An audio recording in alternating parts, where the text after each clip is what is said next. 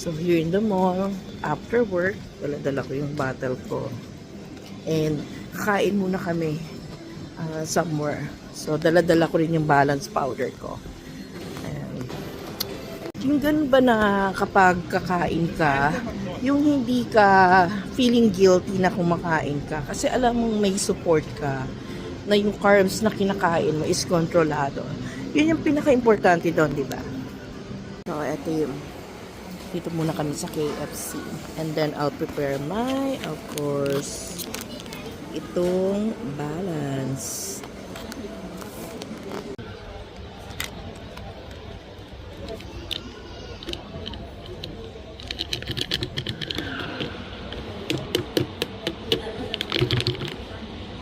Wala.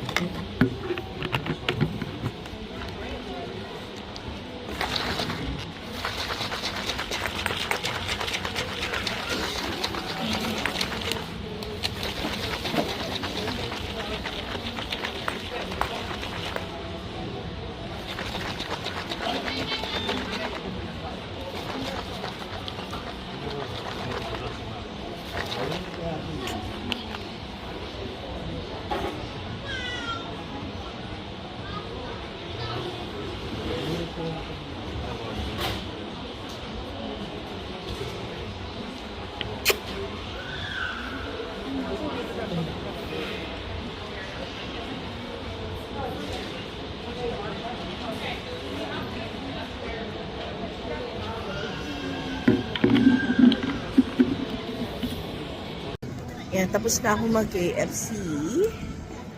And I had, yung spicy chicken at saka small rice. Busog na busog ako talaga. Dati nagtutukaps ako ng small rice na yun, o yung large size nilang rice nila. Okay na sa akin yung small cup. So, yun lang. Day 4 of Unicity, Unimate, and Balance.